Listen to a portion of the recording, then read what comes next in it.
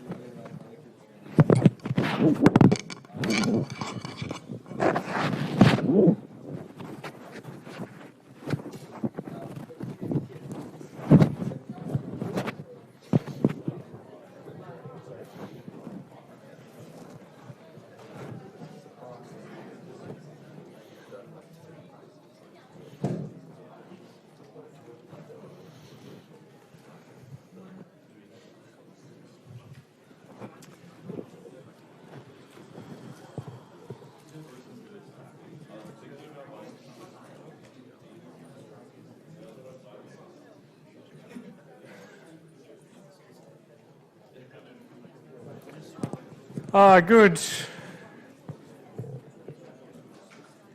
So today we're going to talk about reinforcement learning. And I just mentioned, I think we've finally got this sorted out about the groups with the second assignment. So we're going to do these groups based on through WebCMS. We used to do this sometimes by email and so on, but the class has got so large that's kind of unworkable. So if you go into WebCMS, you click on these groups. I'll put this information up on the FAQ, but basically you click on groups and then you create a new group, and you can enter your own. You can enter any group name you want. You can call it Simon's Crazy Group or whatever you want, but the main thing is just to check the right group type. So click this HW2 and create, and then after you create a group, there's some way to add members. I don't know exactly. This looks a bit different probably from your point of view than from mine, but if you click on your own group, you can edit it. I think then you can add search for members and add them. A few people have managed to do this already. They probably figured it out from previous classes. So have a go with that, and then we just run a script periodically that extracts this information, and we put it into a special field in SMS. And everything should work okay, and it should be set up so that you you can only create, each person can be a member of only one group, and at most 2 people can be members of a group. And I think if you're going to work by yourself, you'll probably have to create a group. So everyone, before you submit, even if you plan to work on the assignment you're on your own, before you submit, you might have to create a group. I'll check up on that. Or we may just populate the groups with default values initially, so that everyone would be in a group by themselves. Okay, so I'll put more details up about that.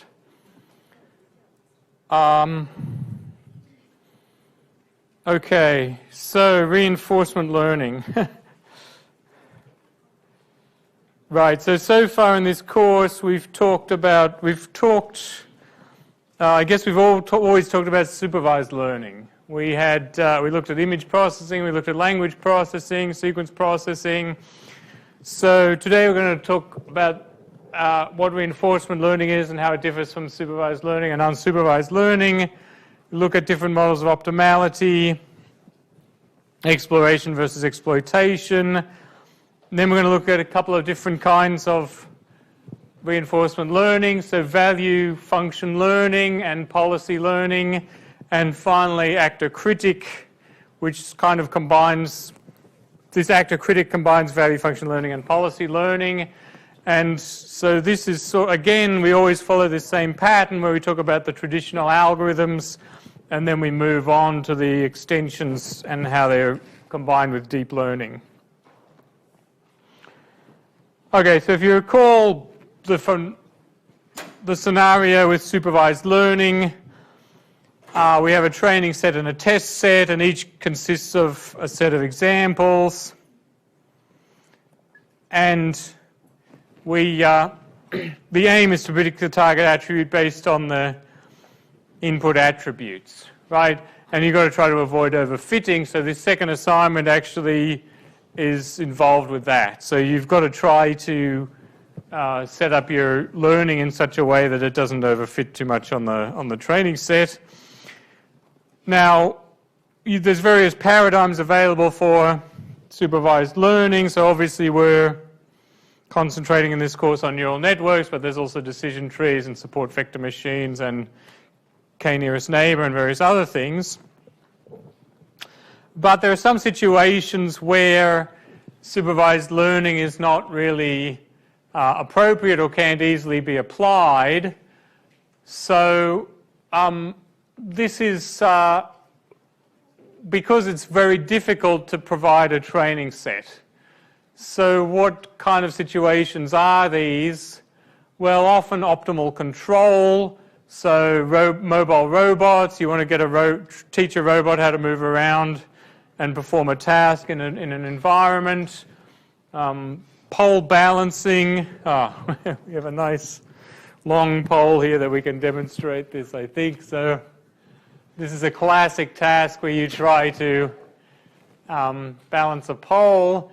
I'm doing it in 2 dimensions. It can be done either in 1 dimension or 2 dimensions. So this is a classic control task, and it's actually the longer the pole, the easier the task. This pole is sort of heavy as well, which makes it a bit difficult, but if the pole was only half as long, it would be actually a harder task. The length of the pole actually makes the task easier, and there's a lot of experiments where humans try to do this, and you get them to drink 1 beer and then try it again and then another beer, and you can measure how their performance degrades as they drink more, but their confidence in their ability to do the task often increases. But yeah, so this is a classic kind of reinforcement learning task dating back to about 1970, but still popular today. And if your algorithm is if single pole balancing is too easy, then they have double pole balancing or articulated pole balancing, where you have a pole with a kind of spring in the middle and you have to balance the combined pole. What other control tasks are there? Well, flying a helicopter. A helicopter is an example of a dynamically unstable system.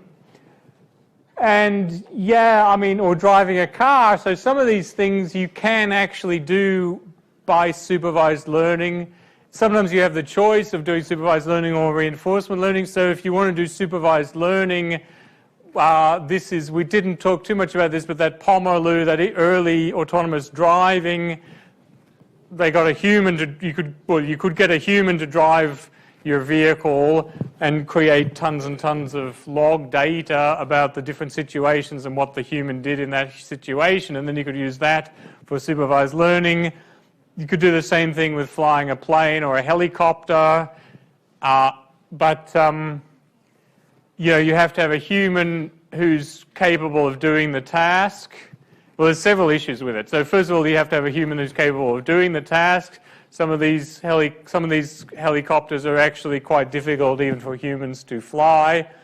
And then there's an issue that you may overfit to the human, to what the human did, and well, for various reasons, the human data itself, the thing that learns from the human data might not quite be suitable, or might not actually do a good job when it's actually deployed itself. So with the Pomerleau system, they had to augment the data because the human always kind of had good control of the vehicle, but then when the autonomous driver trained on the human data, it never did quite as good a job as the human, so it would sort of start to veer off the road, and then it would get into situations that the human never encountered, and it wouldn't know how to deal with those situations. So they actually found they had to enhance or augment the human collected data by creating synthetic situations. What if the vehicle was 10 degrees further off the road than what it actually is, then what steering angle would the human have chosen, and so on. So you get these kind of issues about not covering the full range of data. So reinforcement learning partly can correct this problem. All right. Now, what other kind of tasks is reinforcement learning typically applied to? Well, some of them fall into the category of resource allocation. So mobile phone channel allocation. These are kind of traditional things now, but you're wandering around the city and you're on your mobile phone and there's 4 different mobile phone towers that your call could be routed through. How do you decide which one should handle your call? Well, you may want to base that decision on how many calls you expect in different areas. There might be one of those 4 towers, you might be expecting to have a lot of heavy traffic within the next 10 minutes, so maybe you don't want to allocate my call to that one, you want to allocate it somewhere else. There's a huge variety of different tasks of this nature. And some tasks mix control and allocation. So, again, elevator control. This is just a particular sort of classical task, but if you have a big, tall building in the city, when people arrive in the morning, the control is very simple. Most people enter on the ground floor, they get into an elevator, they fill the elevator up, and then the elevator goes and drops people off at the various levels, and then it comes back down to the ground floor to pick up more people. But in the afternoon, it's actually, you imagine that there's sort of a naive algorithm where the elevator just goes to, if you're waiting on a particular floor, then the elevator should stop at your floor. Now, some people are a bit outraged when they find this out, but if you're on floor 18 and you're waiting for the elevator, it's possible that an elevator actually will go past your floor and not pick you up, because it's actually more efficient if the elevators sometimes bypass your floor, because otherwise the people Some people would be waiting a really long time, and people at the low floors, the elevators might be full by the time the elevator gets there. So there's actually, in the afternoon when people are leaving, there's actually a more complicated algorithm going on there in terms of which floors the elevators stop at. And so these are sort of some traditional applications, but of course now we've got a lot of work has recently been done on these video games like Dota bots and so on, and StarCraft, and that's where the real action is in some sense. Okay, so what's the real reinforcement learning framework? Sorry, I didn't have a slide for this, but so we distinguish between supervised learning, reinforcement learning, and unsupervised learning. So in the last part of the course, we're actually going to talk about unsupervised learning. Now, what happens with reinforcement learning? Now, some of this is just a matter of getting your head around this terminology and symbols. So the agent interacts with its environment. There's a set S of states and a set A of actions.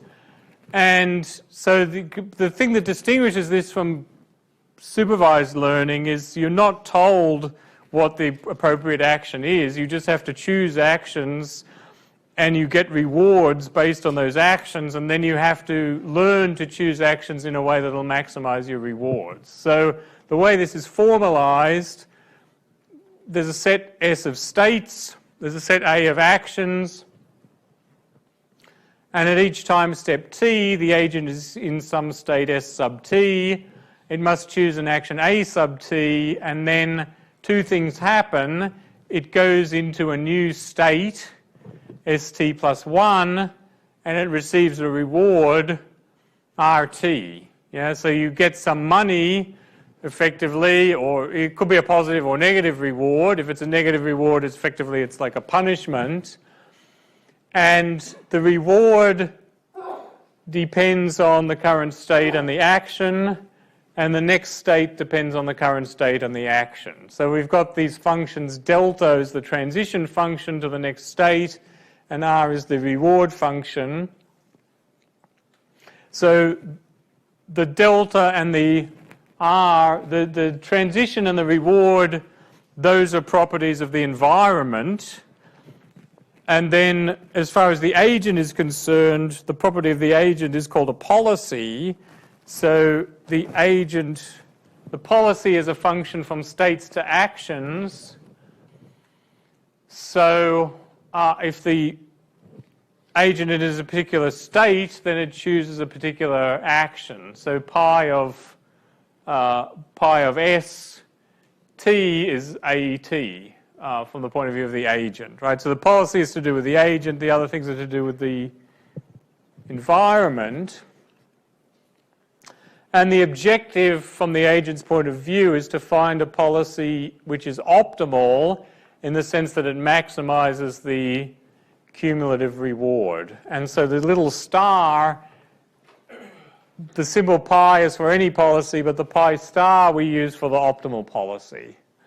Now, in general, part of the reason in general, these three functions can all be multi-valued in the sense that they can have a random element. So sometimes, so the environment can have a random element and the agent can also have a random element. So it could happen that for example, in games where you roll the dice, so we're going to talk about backgammon a little bit further down, a little bit further in this lecture. Backgammon is a game that involves rolling dice. So you roll the dice and then you move your pieces. So there's some randomness in the environment. It's not determined exactly what state you're going to be in when you do a certain action. There's a probability distribution over different states.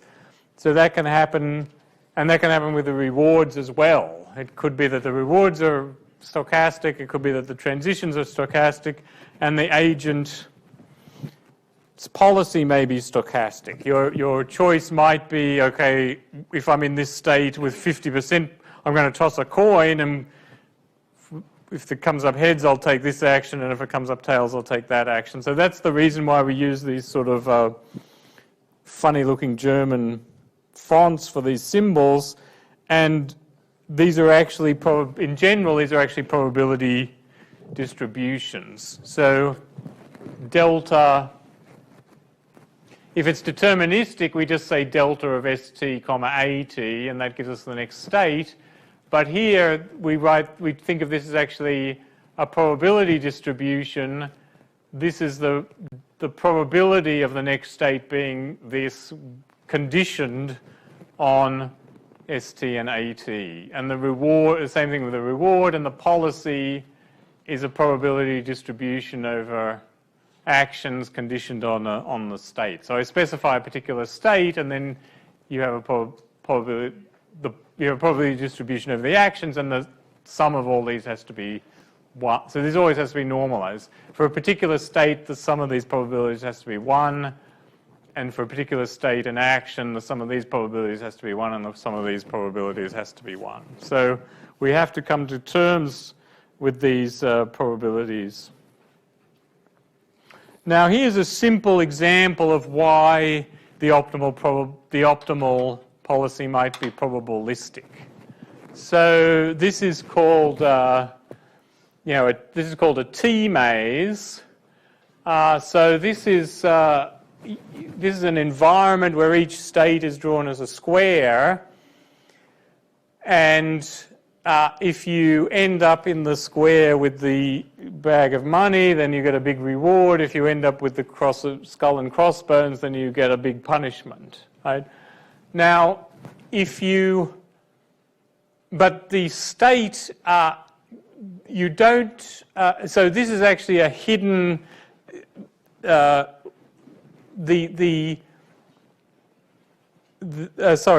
imagine here that the agent is not allowed to know exactly which state it's in, but is only able to observe up to the boundaries of the square that it's in. So the agent doesn't actually, in this case, the agent is unable to distinguish between this state and this state. Okay? So if you come up with a deterministic policy, the best deterministic policy you can probably come up with is the one shown by these arrows. So if you start here, then you'll move along and get the money. But if you start here, then you're just going to kind of go back. You won't die, but you'll just kind of go back and forth here forever in purgatory. Now, if we're allowed a probabilistic policy, we can do better. So what would be the, can someone tell me a probabilistic policy for those two grey squares? Either way, 50-50, exactly. So a better policy than this would be, if you're told that you can't distinguish between those two grey squares, a better policy would be, well, if you're in a grey square, you toss a coin, and with 50% probability you go left, and with 50% probability you go right. And with that probabilistic policy, eventually you will get to the money, right? If you happen to go this way, then you'll come back. But if you keep coming back here, eventually, by randomness, you'll go this way, and then you'll get the money. So there are certainly environments where a probabilistic policy is going to do better than any deterministic policy. And we mainly think about single player environments, but if you're familiar with the game of rock, paper, scissors, you'll want a random strategy for that as well, because if you always do the same thing in the same situation, then your opponent will will learn what you're going to do, and then defeat you. Okay, so it's, as I said, a lot of it is about getting used to this terminology. Okay, so are there any questions about this so far? All right, now you notice there's this funny phrase here, cumulative reward. So let's unpack this a little bit further. There's this, Yeah, there's this old saying, is a fast nickel worth a slow dime? So I don't know if you're familiar with this, but in America, a 5-cent piece is called a nickel and a 10-cent piece is called a dime. So this, sometimes it's better to get a small reward quickly rather than a big reward later. And we can do experiments that kind of test people's preferences over this. So I'm curious to know your response. Let's suppose I offer you the choice between, I'm offering to give you either $20 today or $25 a week from now. Who would take the $20 today? Who would take the $25 a week from now? Okay, it's kind of roughly equally balanced. Yeah, so why? All right, well, let's think about it this way. Let's say I offer you $100 today or $1,000 a year from now. Who would take the $100 today? Sorry? You'll be graduated, so you don't trust me to give you the money, is that it? Yeah, well, that's legitimate, I guess. Who would take the $100 a year from now? 1,000. Sorry, yeah, there we go.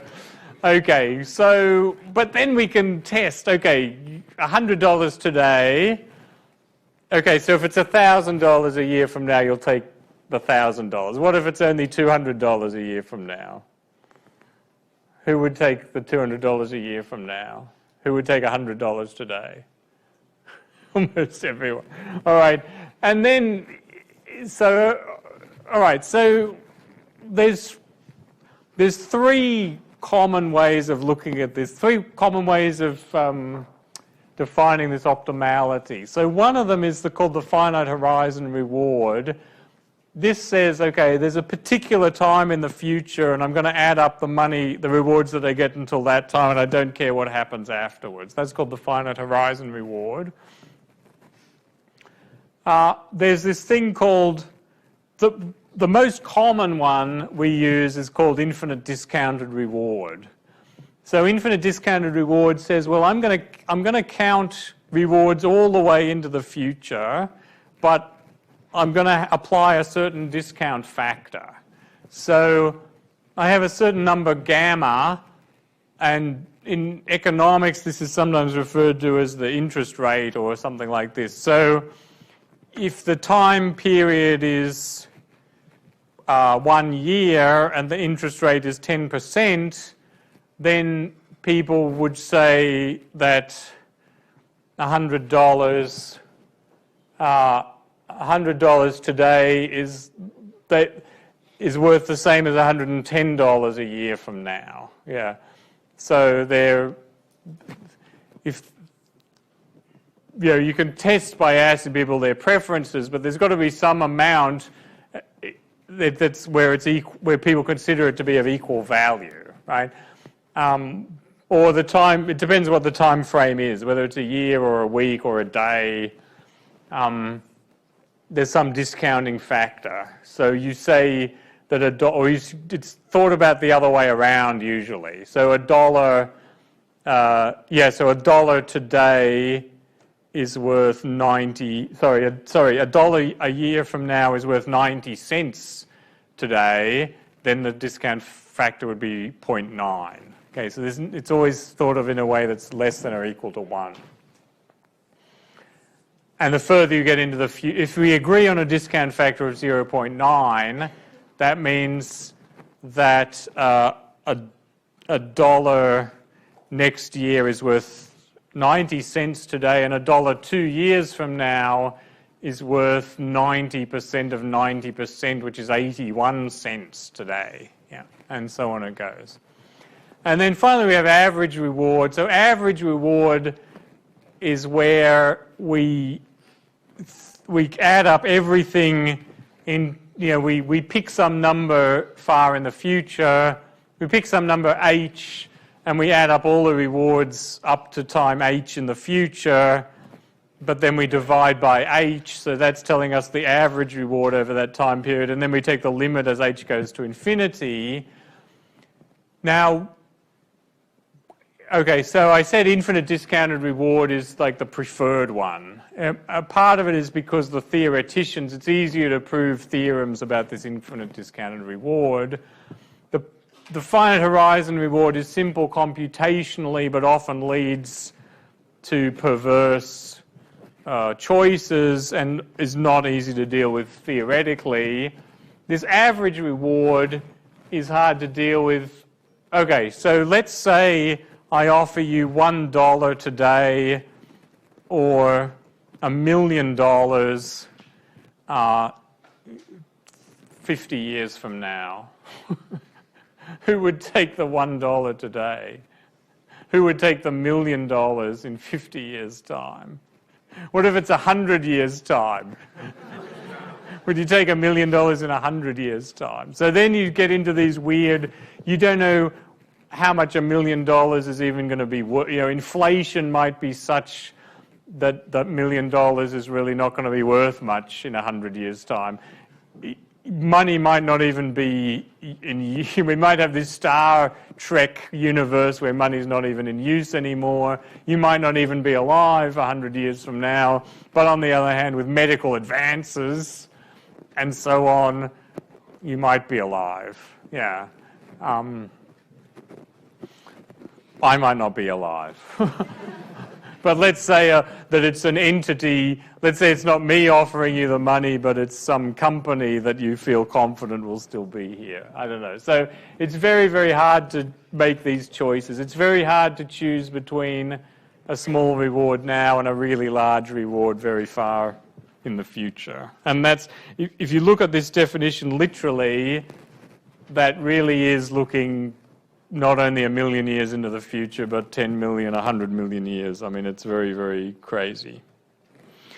Now, this slide here is... some people are a little bit confused about this slide, but what's shown at the top is a... this is a bit like those finite state machines we were looking at when we did language learning, but what's happening here is these arrows show you the reward that you're getting. So this particular environment, you only have a choice at the first time step. You have to choose between A1, A2, and A3, and after that, you don't have any choice. Your choices are all forced on you, and the only rewards you get are the ones that are shown on the right-hand side. So that top half of this slide defines a particular environment, and then what the bottom half is saying is which choice is optimal depending on your model of optimality. So if your model of optimality is finite horizon with k equals 4, then you would prefer to choose A1, because if you choose A1, you're getting $4 within the first 4 time steps. But if you make either of the other choices, you're not getting any money within the first 4 time steps. So the top one is preferred. Now, if you're looking at average reward, A3 is preferred, because remember we're looking like we're looking 1 million years into the future. So after you've done with these transients, then after that you're going to be getting $11 every time step. Whereas with the second choice, you're only getting $10 every time step. So on average, the $11 is better. Now, if we look at infinite horizon with gamma with a discount factor of 0.9, A2 is actually slightly preferred. It's very, very close, but A2 is preferred. Now, the way we see that is,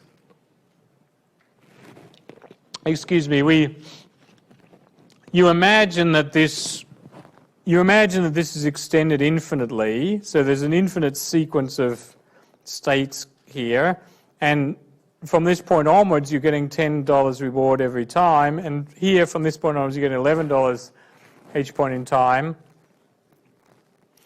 Now this $11 here, if I compare just this one reward here, if I compare this $11 here with that $10 there, with a discount of 0.9, this $11 here is worth $9.90 here, which is a bit less than $10, right?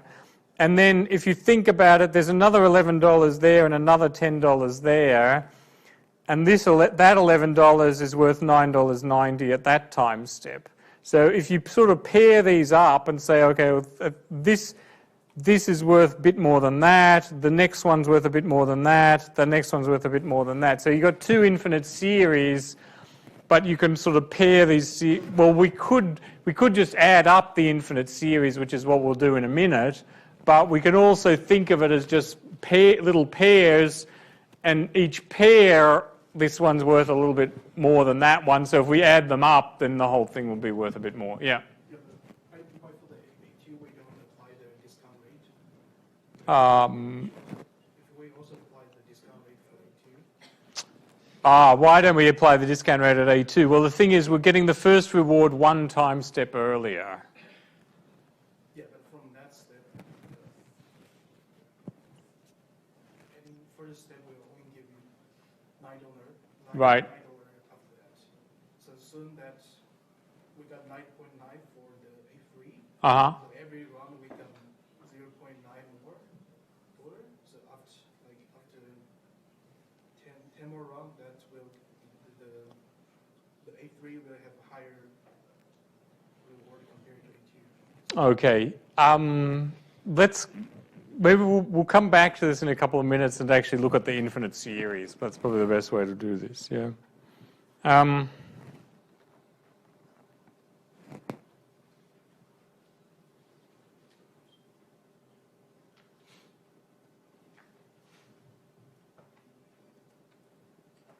Okay. So I think the slide's been duplicated here or something. Okay. Value function learning. Oh, sorry, yeah. Models of optimality. Oh, yes, sorry. No, that's right. Yeah, so RL approaches. Right, so as I mentioned, there's value function learning and then policy learning. So for the moment, we'll focus on this value function learning. Okay, so again, we need more terminology here. So if you have an agent, you have an environment, and you have an agent with a particular policy, then that policy determines what's called a value function. So the value function is a function from states to numbers, and the value of a particular state is defined to be the average discounted reward that the agent will receive if they begin in that state and choose their action according to the policy pi. And then if it's an optimal policy, then we use V star. For any policy pi, we use V pi. And if it's the optimal policy pi star, we sometimes write V star instead of V pi star. It's just a kind of notational convenience. So this is the maximal expected discounted reward that we can obtain from S. You know, if we follow the optimal policy, what's the expected discounted reward we'll get? And so these two things are closely related. If we learn the optimal value function, then it helps us to determine the optimal policy and vice versa.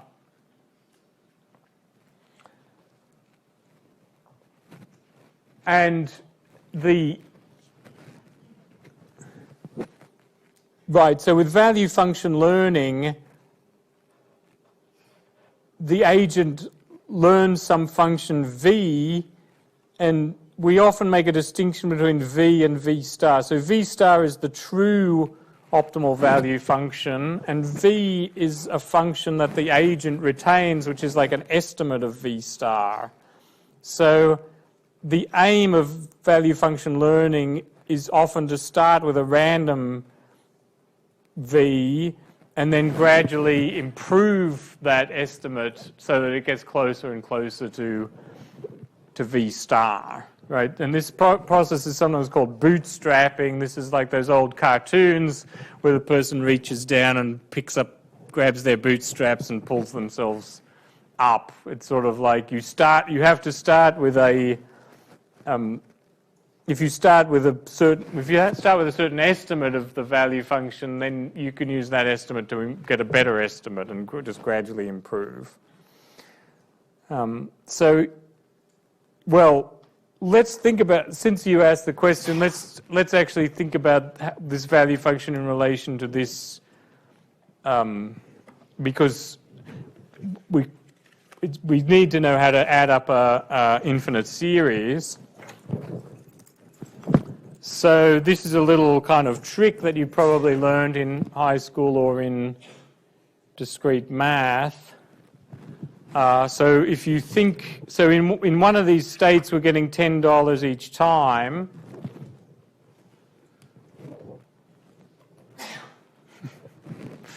Sometimes we have to do this twice to get this document camera to work. Let's try that again. This doesn't look very hopeful.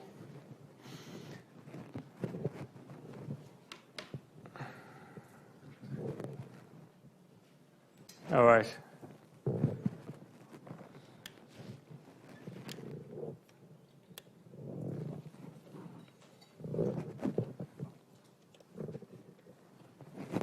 I'll try once more.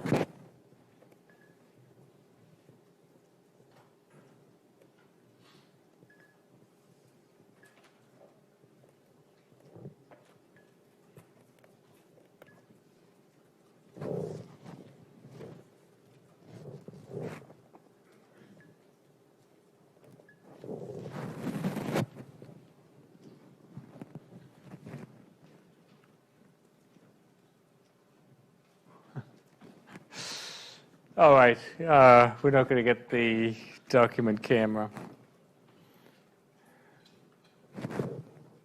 I don't think.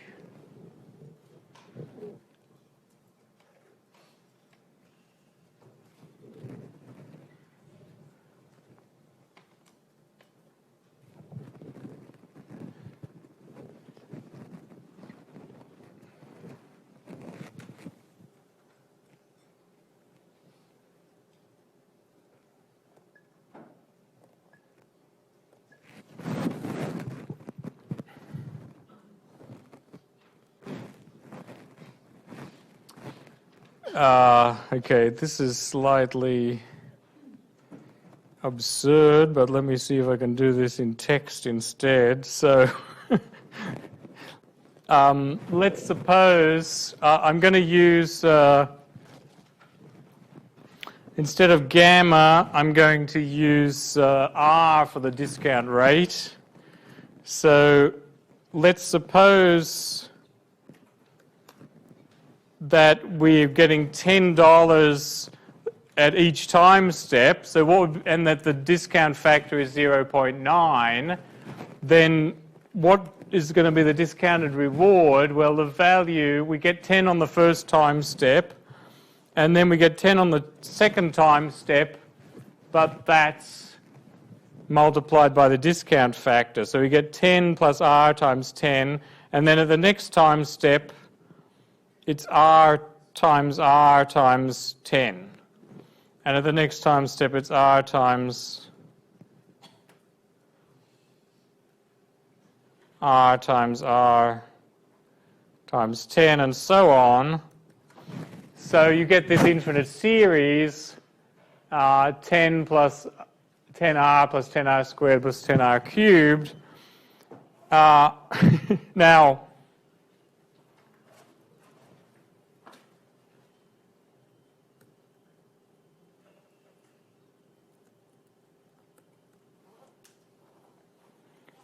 okay, so now here's the trick. What happens if we multiply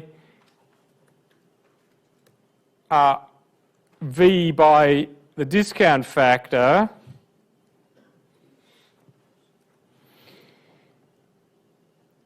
Well, if we multiply 10 by r, we get r times 10. And if we multiply r times 10 by r, I don't know how to line this up. Let's line it up like this. So 10 multiplied by r is r times 10. R times 10 multiplied by r is r times 10. And then you get r times r times r times 10.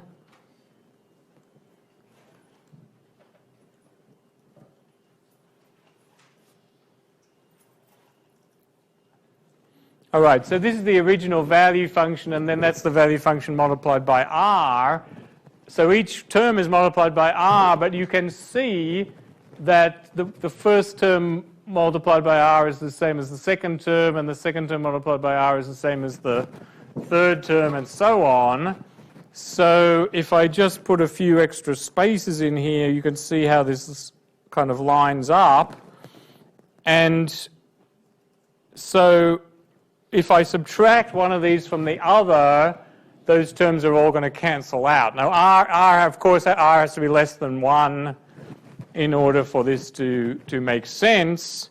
Otherwise, it's going to be divergent. But if I subtract the second line from the top line, I get 1 minus r times v is equal to 10. Okay? Because those other terms all cancel out. So that means that v is equal to 10 over 1 minus r. And if r is equal to 0.9, it's 10 divided by 1 minus 0.9, which is equal to what? 100. That's right. Okay. So the value, so that if we look at this picture, this first state here, the value function of that state is 100, right? Because that's the present value of that sequence of tens, yeah? Now, what about the 11? So that's the value of this state. Now, if we want to calculate the value of this state here, well, what's the value of this state here? If the value of this state is 100, tell me what the value is of this state. Instead of getting $10 each time, we're getting $11 each time. So the total value, instead of being $100, will be what?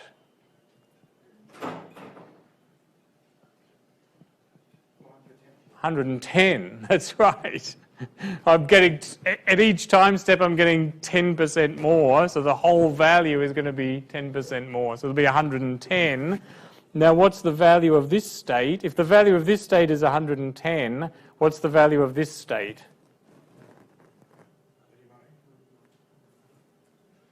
99. That's right. Because, so there's a bit of a subtlety going on here. So one way to say it is, okay, that's right,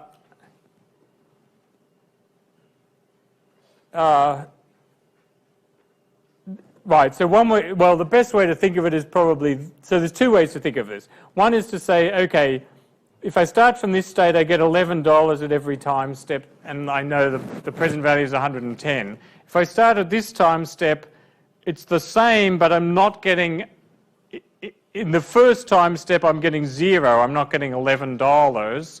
So the value of this must be 110 minus 11, which is 99. That's one way to think of it. The other way to think of it is to say, well, I'm getting the same reward, I'm getting the same series of payments, but each one is one step further into the future. So I take the 110 and I multiply it by 0.9, and that gives me 99. So there's sort of two ways of arriving at the same answer.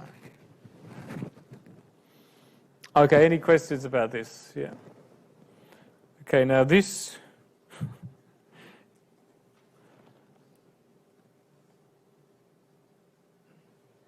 Right, okay. Now this is another example that these values have been computed. this is a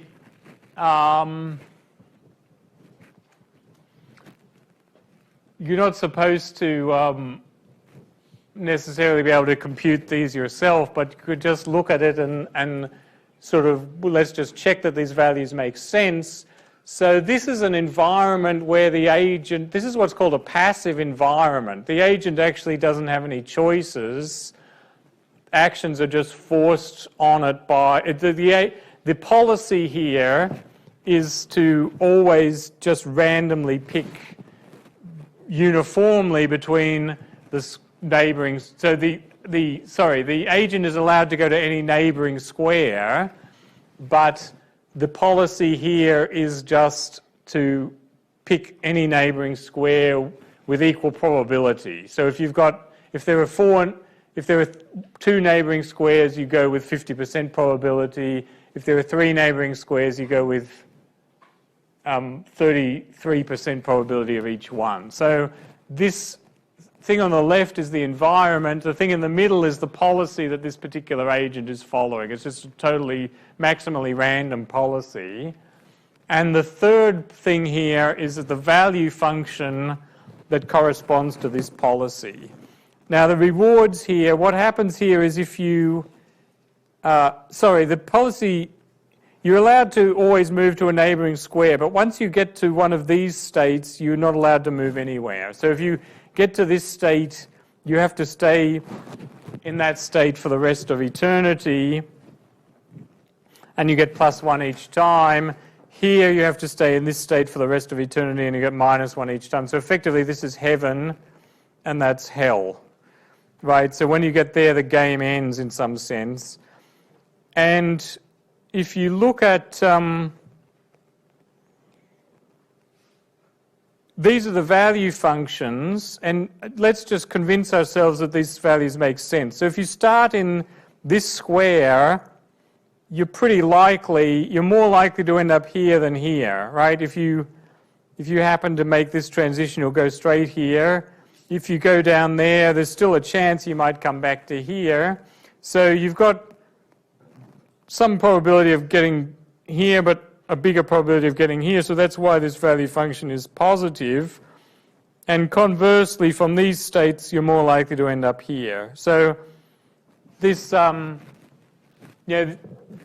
is what this value function looks like. So it's a bit hard for us to calculate this. We can do it with simultaneous equations, but we're going to look at a slightly simpler example to see how we can calculate these value functions.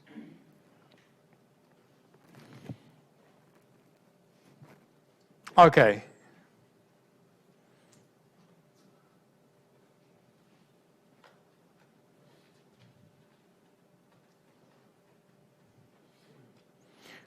Well, let's first look at a simplified situation. So in general, this problem is very hard. You can have lots of states and you're going to have different rewards and it can be stochastic.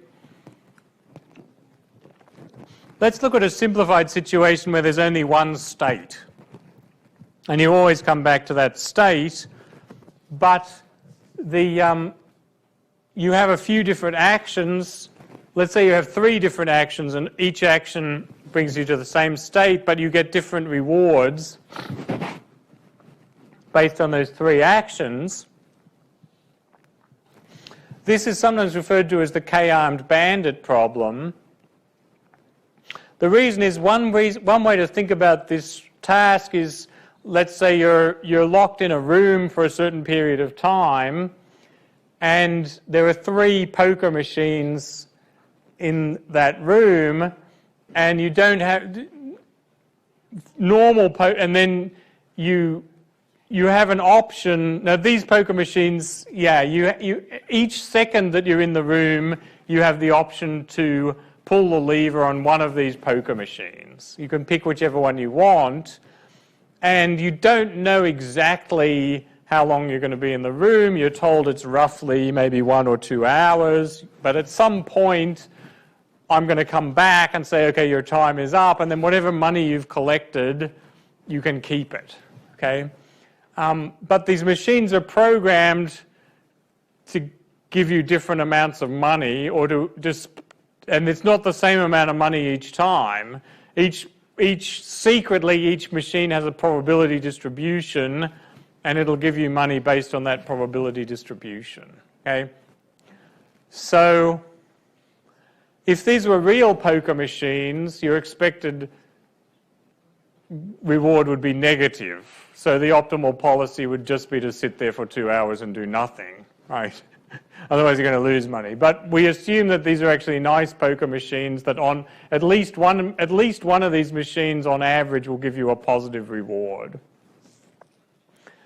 So how would you, if you were in this situation, what strategy would you use? The idea is you've got to try to use the time to sort of figure out which one is is going to give you the bigger reward. So what strategy do you think you would use here?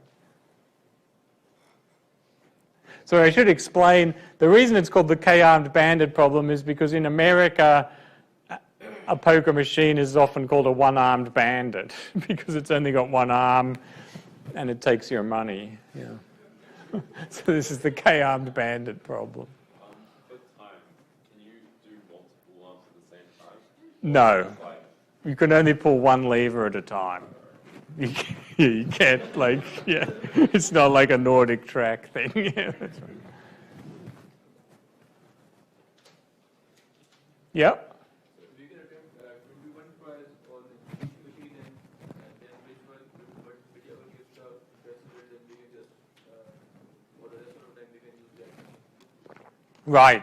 Okay. So this is, So this is a pretty reasonable strategy. So what you could do is you could allocate some time at the beginning.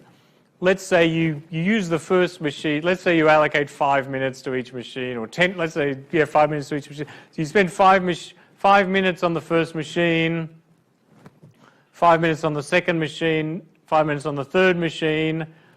That's used up 15 minutes, and then whichever machine has given you the most money, you just stick with that machine for the rest until the time is out. That's a pretty reasonable strategy, but is it optimal?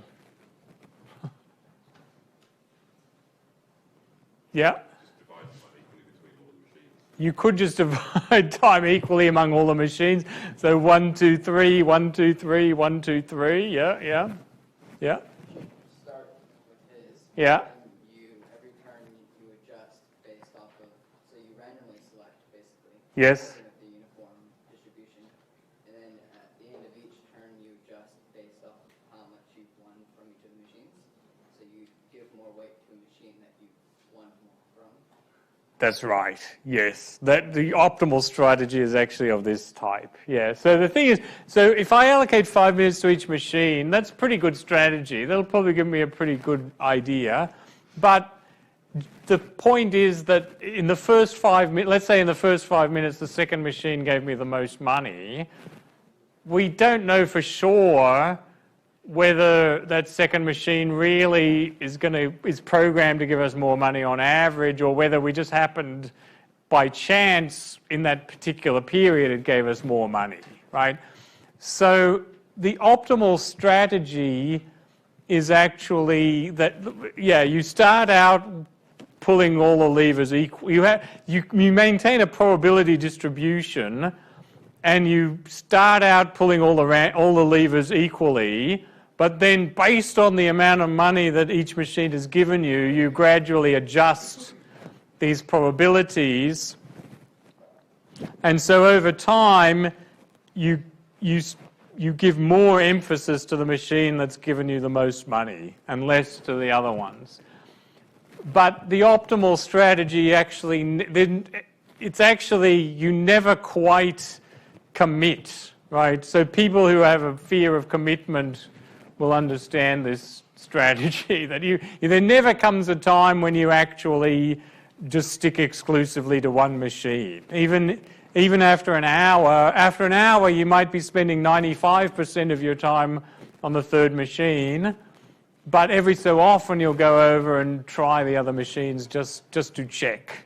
So it's and this is called the trade-off between exploration and exploitation. So if we follow the strategy of the 15 minutes equally with each machine and then sticking exclusively to one machine, there's this neat trade-off. We have 15 minutes of exploration, and then the rest of the time is called exploitation, because we exploit the one machine that we have.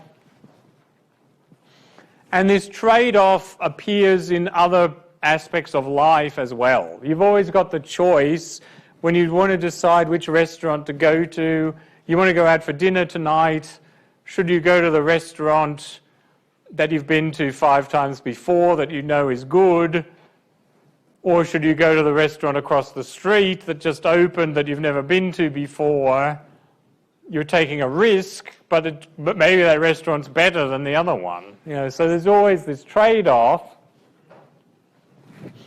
And so these reinforcement learning algorithms, in order for them to be successful, they always have to include some element of exploration.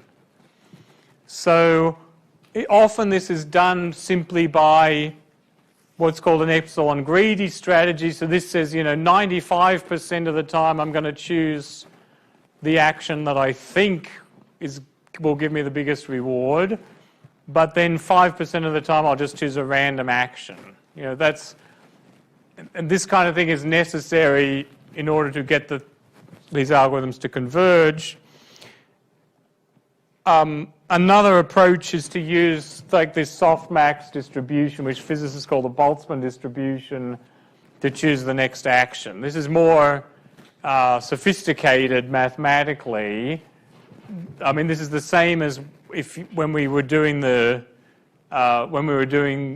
digit recognition. We had 10 different outputs and we were trying to assign a probability. This is the same thing. But it turns out that the simpler one of just doing a random thing 5% of the time often gives results comparable to this Boltzmann distribution. And this is Delta Goodrum saying about this issue. I was born to try, but you've got to make choices, be wrong or right. Sometimes you've got to sacrifice the things you like. Yeah, so the exploration-exploitation trade-off. Okay, so now let's look at this. Here's an example of a particular environment, and so what we looked at so far with the k-armed bandit, we just had a single state. Now, if we look at the general situation, we have multiple states. Now, one way to think about this is, it's a bit of a stretch, but you start out in this room, and in this room there are 2 levers you can pull.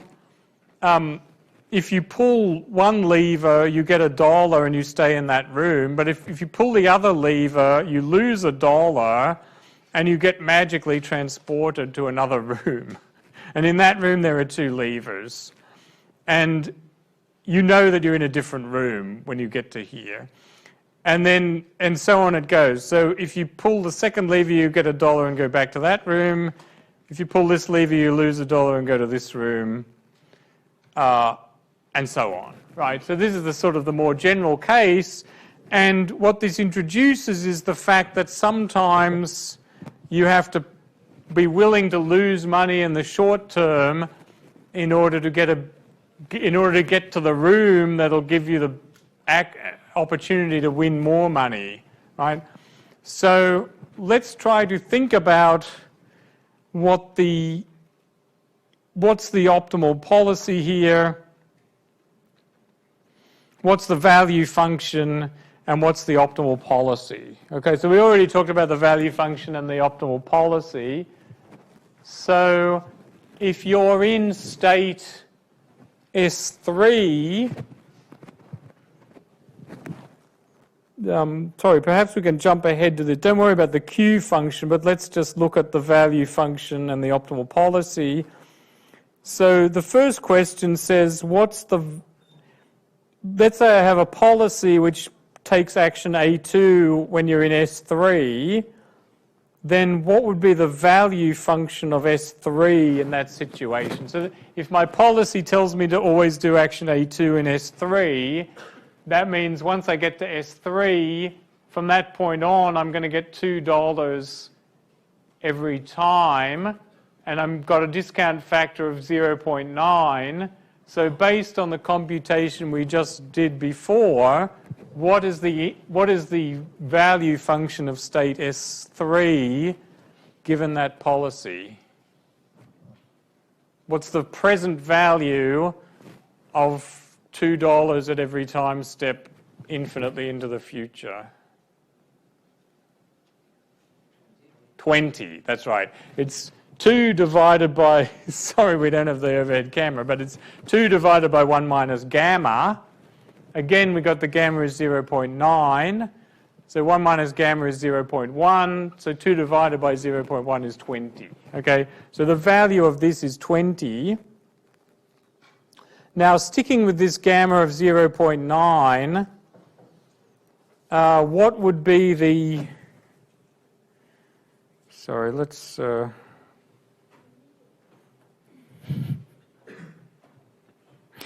Can't believe I'm doing this with the text, but let's try. So V of S3 is equal to 2 divided by 1 minus 0.9, which is 20.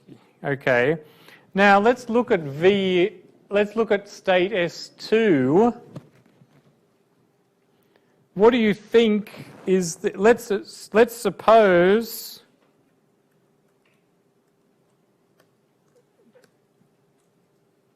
P of S2 is equal to S3, right? I'm going to use P instead of pi because I don't want to deal with Greek letters. So let's suppose pi of S2 is S3 and pi of S3 is equal to S3.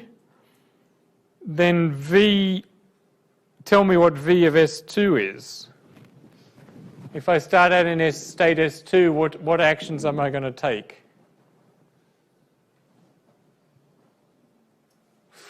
On the first time step, I'm going to, sorry, I got a mistake here. P of S2 is A1 and P of S3 is A2. That's what I meant. Yeah. So if I'm in state S2, I'm going to take action A1. What reward am I going to get?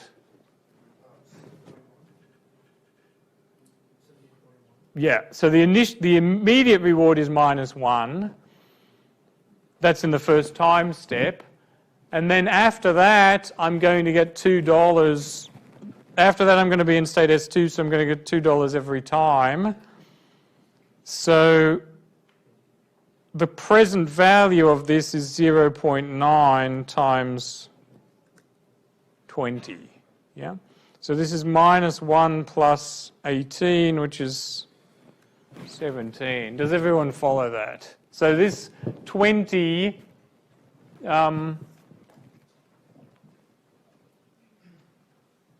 right, so this is the 20 and the 18.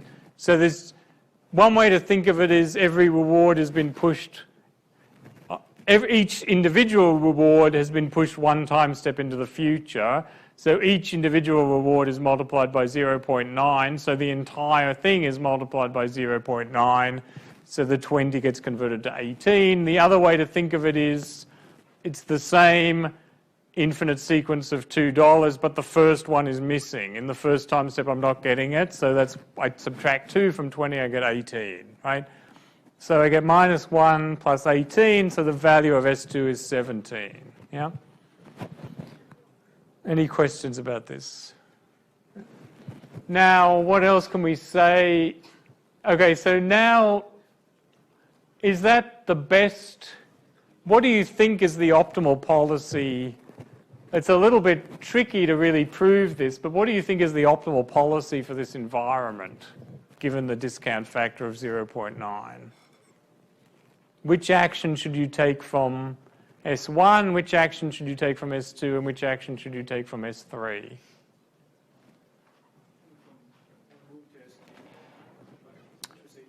Yeah, so S1, the optimal policy is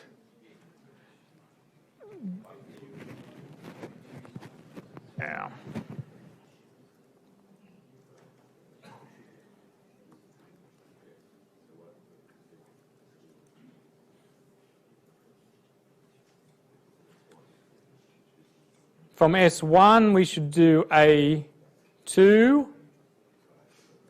From S2 we should do A1. And from S3 we should do A2. It's a bit hard to really prove this, but let's try to do some comparisons. Well,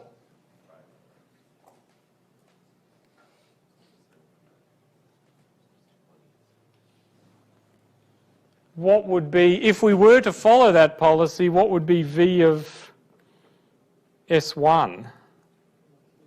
What would be the value of S1? If we're in S1, which action will we take?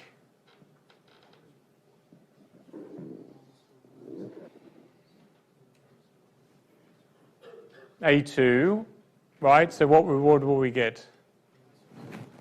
-1.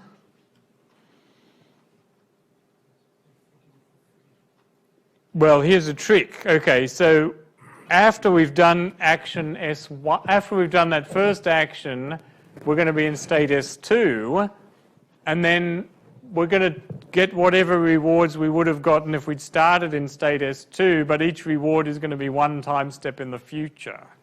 So we can say that V of S1 is -1 plus 0.9 times V of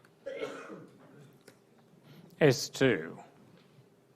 Yeah, so once we know the policy, if we know the policy, we can calculate the value function by these kind of simultaneous equations. Yeah. So what's that equal to? We already said V of S2 was 17, so this is -1 plus 15.3, which is 14.3.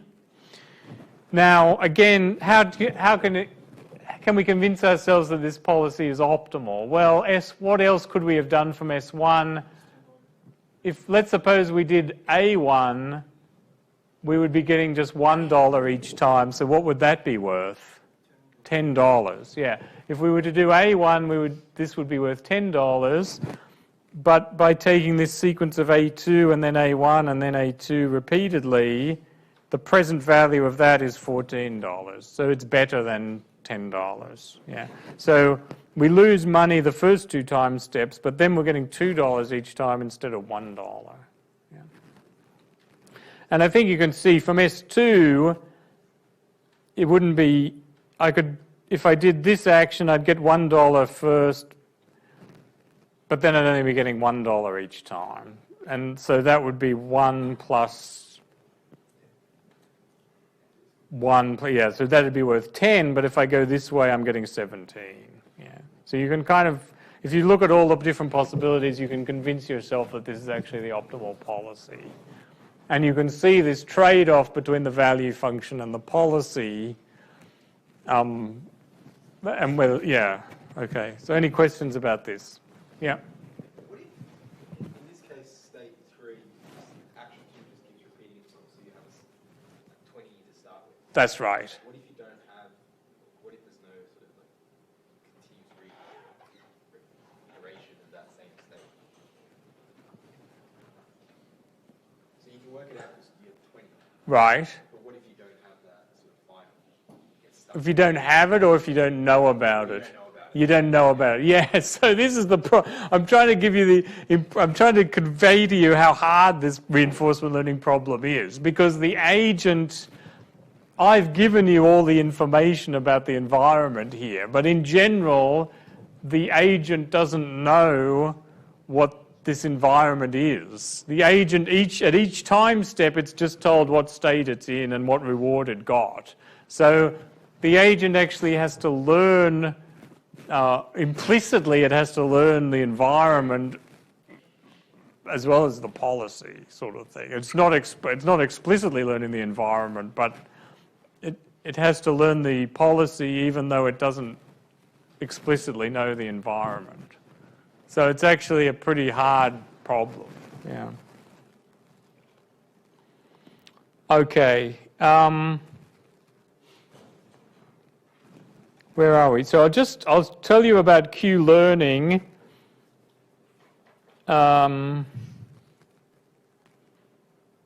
Well, you know what I'll do? I'll tell you the definition of the Q function, and we'll calculate the Q function in a couple of these cases, and then we'll take a 10-minute break, and then we'll talk about Q learning. So we've got the value function, we've got the policy. Now, the definition of the Q function, it's similar to the value function, but it's a function not just of a state, but a state and an action. And the definition is I'm forced to do the specified action at the first time step, but after that, I can follow my own policy. Okay, so again, let's look at this example. So let's say I want to calculate the Q function of S2, and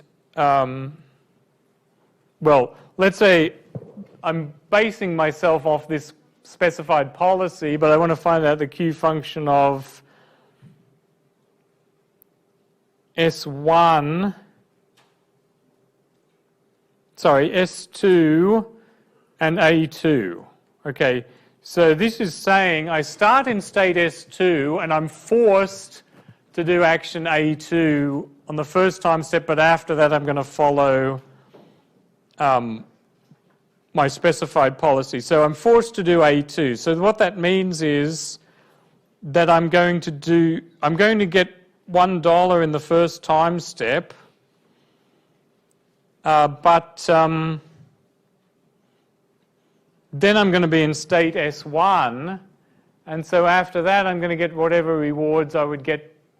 I'm going to get the value function of S1, but it's going to be discounted by 0.9. Okay, does that make sense?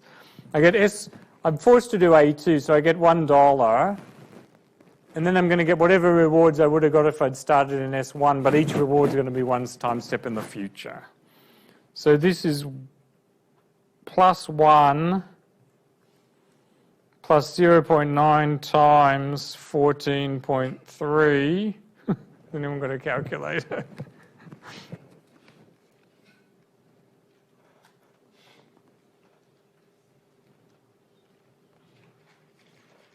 14.3 times 0.9.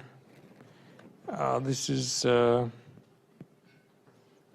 13.87. Okay, let's do one more example and then we'll take a break. Okay, let's say I want to know Q star of S3. Well, let's do a trivial example and then a slightly harder example. So what's Q star of S2 and A1? Well, it's just the value function of S2. That's right. Because I'm forced to do A1 as the first action, but A1's the action that I would have done if I followed the policy anyway. Yeah. And one more example. What's Q star of S3 and A1? If I start in S3 and I do A1, I get plus 1, and then I get 0.9 times value function of S2. So that's plus 1 plus 0.9 times 17. No. The value function of S2, yeah, 17.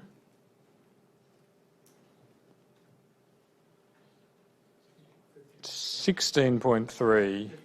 15.3? 16.3, I think. Yeah. Okay, so there's some examples of the Q function. So Q learning is kind of based on this Q function, but it's going to be an iterative approximation to the Q function. Okay. So let's take a 10-minute break, and then we'll come back and talk about the Q learning. Yeah.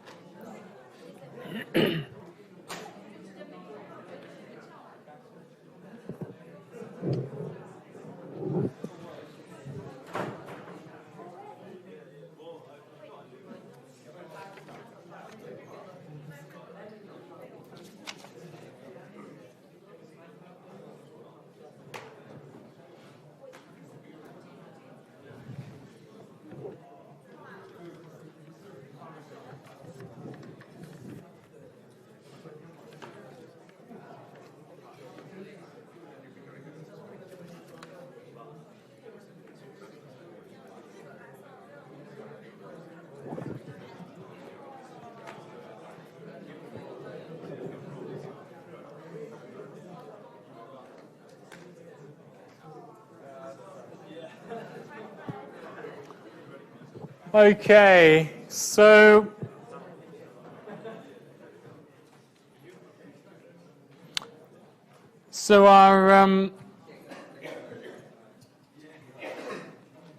our polar-world agent, as I said, doesn't really know the environment. Well, it depends. In some situations, it may not know the environment. In some situations, it might. So, but it's just got to try to learn these the optimal policy. But so there's two classical reinforcement learning algorithms in this situation. And one of them is called temporal difference learning. The other is called Q-learning. So the temporal difference learning is where we try to learn the value function. The Q-learning is where we try to learn this Q function.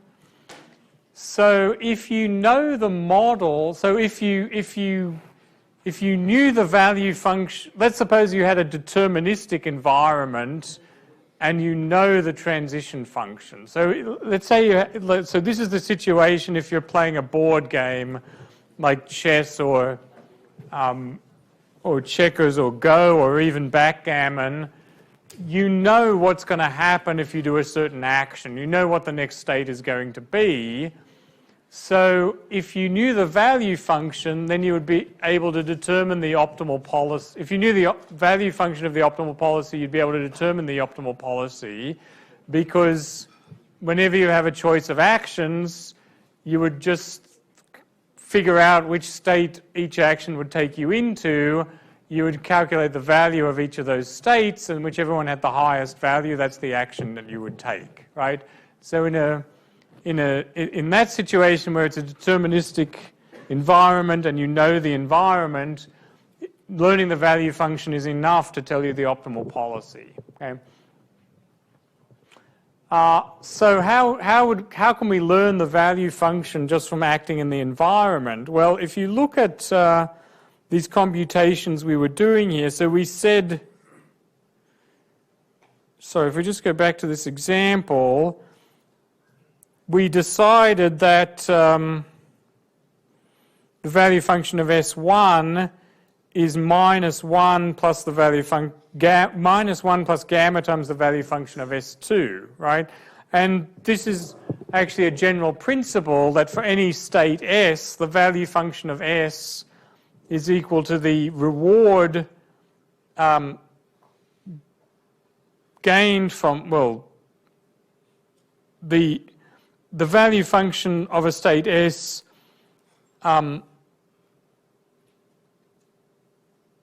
is equal to the reward. If we are following the optimal policy, and if A happens to be the best action from state S, then the value function of S would be the immediate reward that we get from doing action A in state S. And then after we've done that action, we're going to be in a new state which is delta SA, and then after that we're going to get the rewards from that state, but each reward is going to be discounted by one time step into the future. So you get this equation that says V star of S is R of SA plus gamma times V star of delta SA. Okay? And so if we are actually following the optimal policy, then we could say that the value of the state that we're in at time t would be equal to the reward that we get at time t plus gamma times the value function of the state that we're in at time st plus 1. Right? Now, so the idea here is to actually use the right-hand side. So if we knew the value function, this would be an equal sign. But the idea is that we don't know the value function yet, but we have an estimate for the value function. But we're going to try to use this equation to improve our estimate, right? So this is our current estimate of the value of st plus 1. And we're going to calculate this value, and we're going to use that as our new estimate for the value of st. So this is why it's called bootstrapping, that we're trying to iteratively improve our estimate v and try to get it closer to the true value v star. And so this equation here is known as temporal difference learning. Now, if the environment is deterministic, then it's okay to use this equation. If the environment is stochastic, we can't really use this equation because there's some randomness in the environment. You know, we're in this state and we happen to transition into that state, but if we came back to this state and did the same action, we might end up in a different state. So if there's randomness in the environment, instead of using this equation here, we use this equation here. Now, what's going on is you have a certain learning rate eta. So this is saying, okay, that's my current estimate of the value of this state. And then this is my new estimate. So I'm adjusting my previous estimate in the direction of this new estimate, but I'm taking like a weighted average. Yeah. So if let's say eta typically might be say 0.1. So this is saying, okay, I'm going to use 90% of what I thought this value was worth before, and then like 10% of the new value. So I don't know which way to. If you group these together, you could say it's 1 minus eta times v of st plus eta times this value here, right? So then you'd see that it's a weighted average. So this is called temporal difference learning. Now Q learning is the same idea, but this Q value depends on S and A instead of just S, right? So again, it's just the relationship between these three entities. So we've got the policy, we've got the Q function, and the value function. So here, if you know the Q function, then if you know the true value of the Q function, that'll tell you the optimal policy, because if you're in a particular state S, you compute Q of S comma A for all possible actions, and whichever value is biggest, that's the action you choose, right? So if you know Q, you can determine pi. Now, if you know the value function and the transition, then you can determine Q. So we saw some examples of this. So look, I said Q star of S3A1 is plus 1 plus 0.9 times V of S2. This is a special case of this formula here. So if I'm in a particular state S and I do action A, I get my immediate reward. I transition into this new state delta SA, and then I'm going to, from that point on, I'm going to get the same rewards I would have got from delta SA discounted by gamma, right? And then finally, if I know the Q function, I can tell the value function, because remember Q star is the Q star of SB is the rewards I'm going to get if I first do action B and then act optimally. So if I find the action that maximizes this. That's the best action to take, and then the value function is going to be this Q function. So we saw an example of this here. When I said Q star of S2A1 is equal to V of S2, that's an example of this equation here. So I've got three equations relating these things together, and if I substitute this equation into here, then I get something that doesn't involve V but only involves Q. This says that Q of S and A is the reward I get from doing action A in state S, and then I look at the state that I've transitioned into, and I look at find the action from that state that maximizes the Q value, and I discount it by gamma. So this gives me an equation that only relates Q back to itself, and I can use that equation to iteratively. So with Q learning, I have estimates of QSA for every combination of state and action, and I iteratively improve it using this equation. Okay, so my agent is acting, and I'm in at a time t, I'm in a state st, and I do action at. I receive reward rt. I have my estimates of q, and I go into a state st plus 1. I have estimates of q of st plus 1b for every b.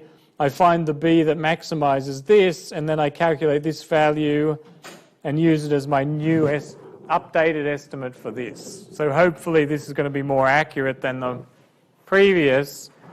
And if it's stochastic, we do the same trick here. We take a weighted average of the previous estimate and the new estimate. Okay. So rather than work through an example here, I'm going to just put up an exercise and ask you to work through the Q learning for an example, and then we'll, either next week or the week after, we'll come back and kind of work our way through that example.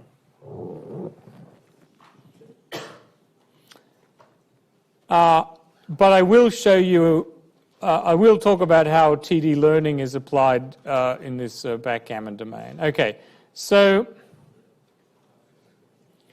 we almost finished with, well, with this environment, we almost, you could go through this exercise and calculate the Q values for all of these states. But Q learning, remember, just kind of iteratively updates these values. Now, there's some nice theoretical results about this. It was proven by Watkins and Dayan in 1992 that Q learning will eventually converge to the optimal policy for any Markov decision process, assuming an appropriately randomized strategy. So if you started out with this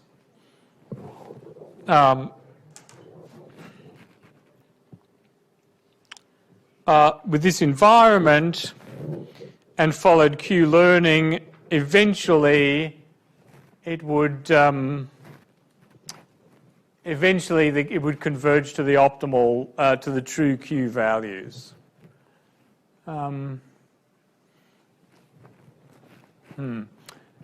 Maybe I'll just explain to you why this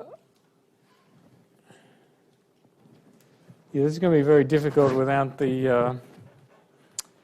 overhead camera, but maybe I'll just explain why exploration is necessary. So let's suppose all your values, okay, so let's think about this. Let's suppose all your values, all your estimates initially start out at 0. You think that Q of SA is 0 for every state and every action. And let's say you start out in this state and you happen to choose action A1 first. Well, then you would update you would say, okay, I'm in state S1 and I did action A1. So I now think, and I got a reward of +1. So you would think that Q of S1 and A1 is +1, right? Now, and then you're back in S1, and you still think that Q of S1 and A2 is 0. So you think that A1 is a better action than A2 from S1. Now, but if you just keep doing action A1, you would be updating your Q value and it would get larger and larger, but it would always be positive and you would never actually try action A2. So, and in reality, you can actually, the Q value of S1 and A2 is actually bigger, so is bigger than this. So it's, in order to learn the true values, at some point you have to force yourself to try action A2, even though you think that it's an inferior action. Yeah. And so this is why the exploration is necessary. Okay. And there's a similar theorem for TD learning. But if you actually, the problem with these theoretical results is that it relies on visiting every state infinitely often. So if we start with a simple environment like this, the agent might have to do several hundred time steps before the Q values really come close to their true values. And so in this case, we just have a small number of states and a small number of actions, so we can sort of build up a table and store these Q values in it.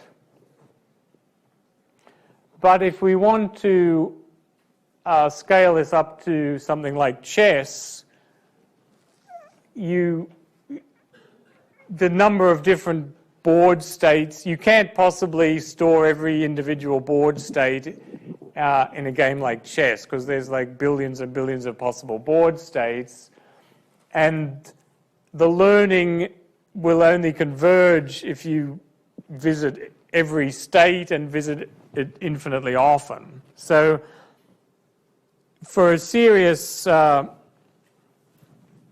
of real-world problem, we can't like realistically do this with a lookup table. We need a machine learning paradigm like a neural network that'll give us some kind of generalization. You know, we can't expect that we're going to see every possible board state, but we hope to be able to generalize from the board states that we've seen.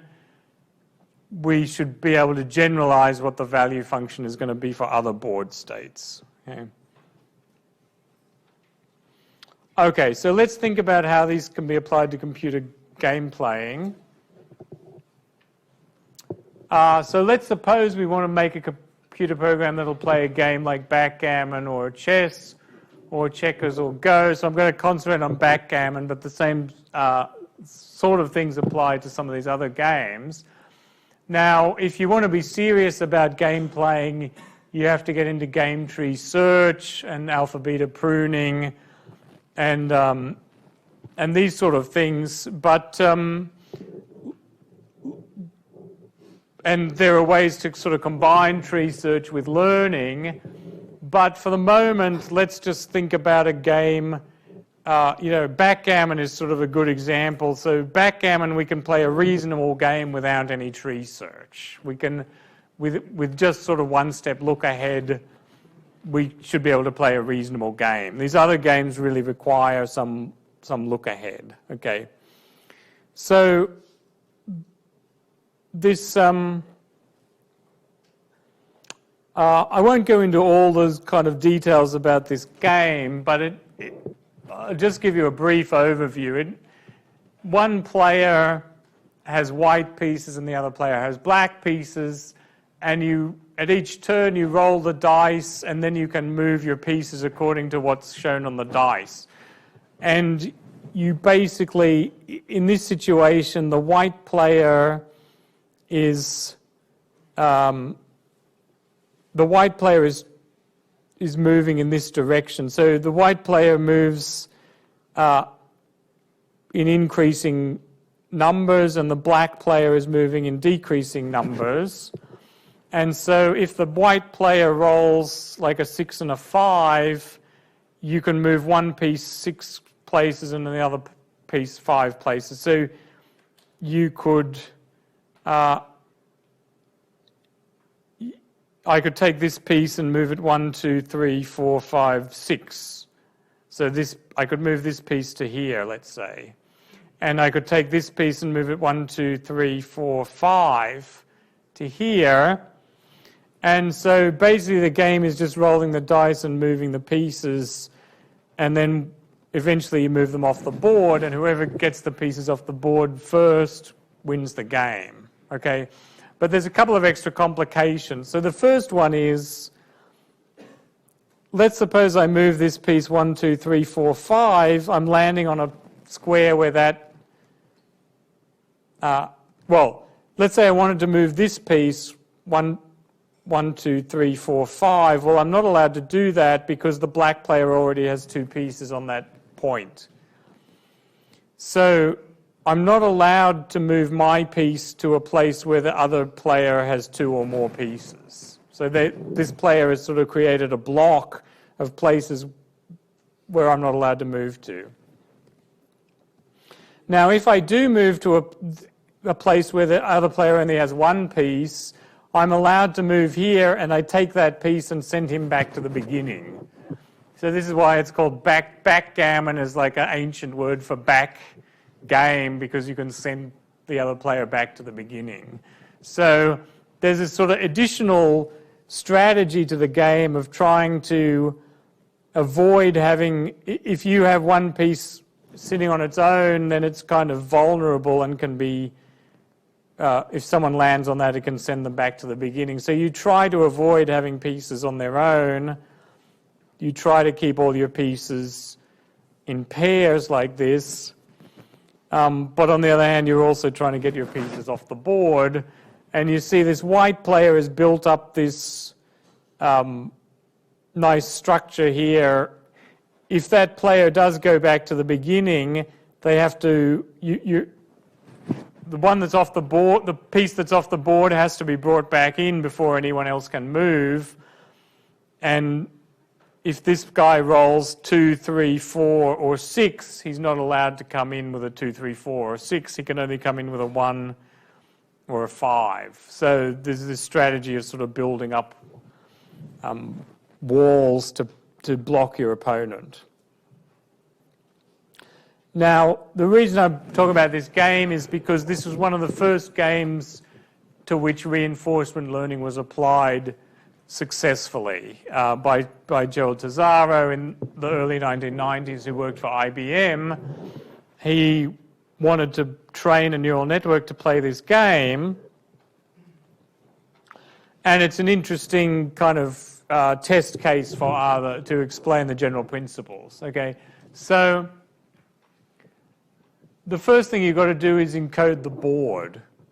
So you have to sort of, we want to have, he had a 2-layer, this was in the days of shallow learning, not deep learning, but he had a 2-layer neural network, and he had a certain number of inputs that would encode the status of the board.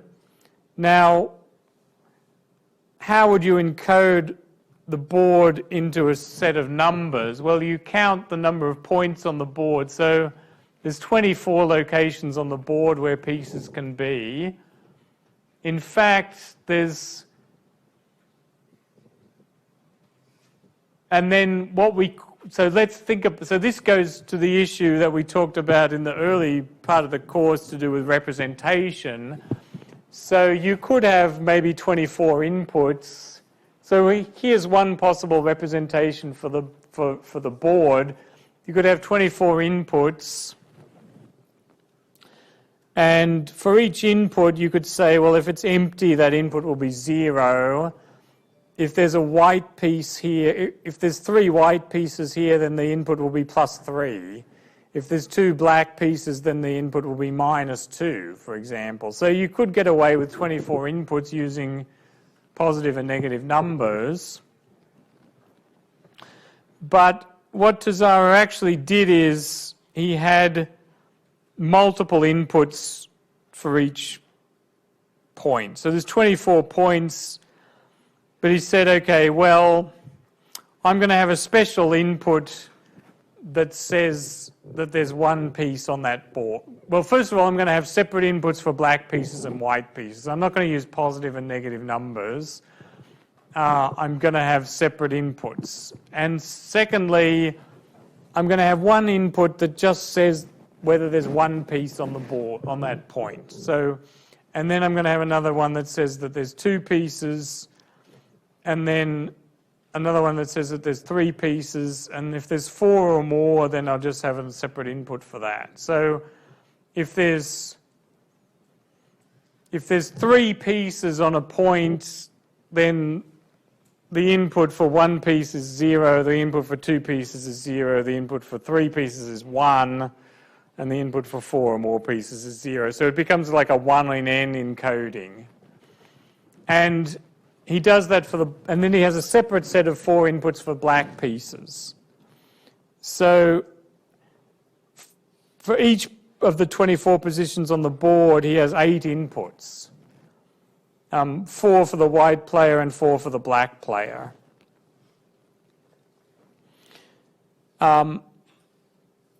Now, in addition, I said that there's some pieces that have actually been moved off the board, so you have to encode that. So you have 2 more inputs that say how many white and black pieces are off the board, and if a piece has been sent back to the beginning, you need inputs for that as well. So the total number of inputs is actually, if you multiply this out, that's 192, and then plus 2 plus 2. So there's 196 inputs, and then 20 hidden units and 1 output unit. It's a 2-layer neural network. And the output is meant to tell us something about the quality of that position. A higher output means that it's a preferred position. Now we can ask ourselves, what's the purpose of separating this out? Well,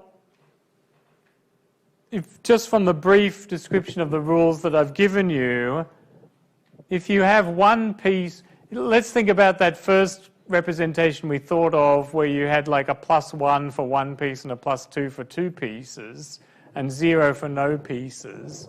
Well, the problem is that if you have, there's a sort of non-linearity here. Like having one piece by itself is generally a bad thing because that piece can be captured, right? So you have a situation where having one piece is worse than having two pieces, and it's worse than having no pieces.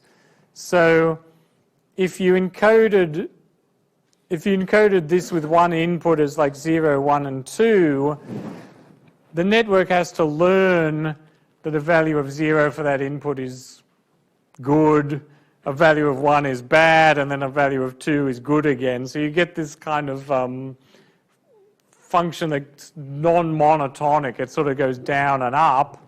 And the neural network should be able to learn a function like that, but you're putting sort of extra pressure on the network. If you separate out these inputs, it can learn, there's a separate input for 1 and a separate input for 2, so it can kind of learn that this 1 is bad and that this 2 is good. So it's just little tricks. We're using domain knowledge to make life a bit easier, make the task a bit easier for the network by separating out these inputs. All right, now if we trained the network, and let's say we trained the network, then how would we play the game? Well, we play the game as follows. We're in a particular board state. The board is in a particular state. We know the rules of the game. We roll the dice. We figure out all possible moves we could do with that roll of the dice. We calculate we look at, for each possible move, we look at what position the board would be in after that move. We convert that position into numbers. We feed the numbers into our neural network. A value function pops out the other end, and whichever position gives us the highest value function, that's the position that we choose. Okay, so once the network is trained, we know how to play the game. But the question is, how do we train the network? Now, we train the network by we're going to train the network by backpropagation, and this is where all of those equations that we had before with the partial derivatives and everything is just kind of boiled down to this one equation. So V is the output of the network. Let's assume we have a certain target value T.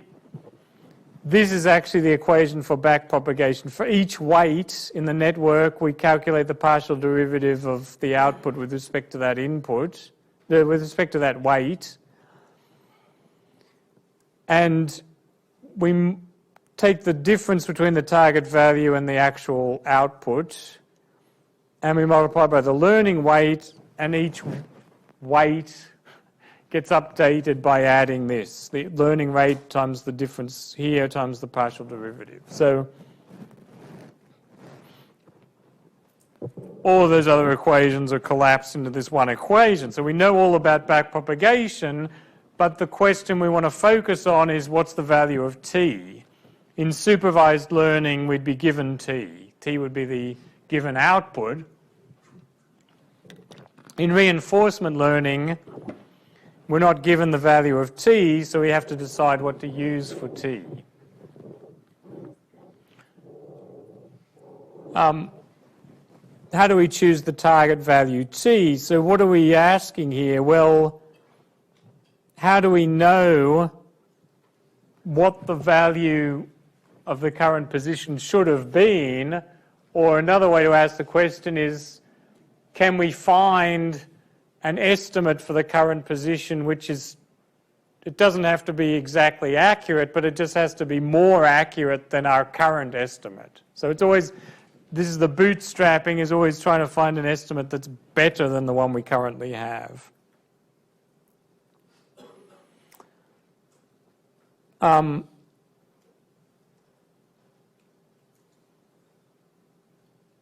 Okay, now this, if you actually go back and look at Tesaro's paper, he did try supervised learning as an alternative. So he was quite a good backgammon player himself. He set up an interface where he played 800 games of backgammon against himself. You know, because of the dice rolls, you get quite a bit of variety even when you play against yourself. He collected a database of what he called expert preference moves, and then he trained a neural network based on those expert preferences. So he tried that as one method, but the other method that he tried is temporal difference learning. Now,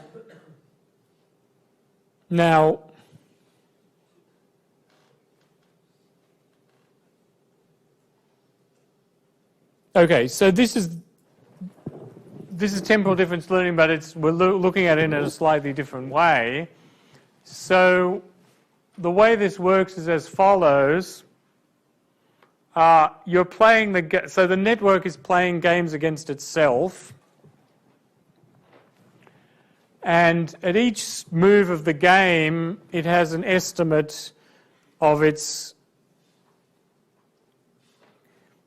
the value of a certain position. Now, to quantify this or to pin it down, we treat this value as the probability of winning the game from that position, right?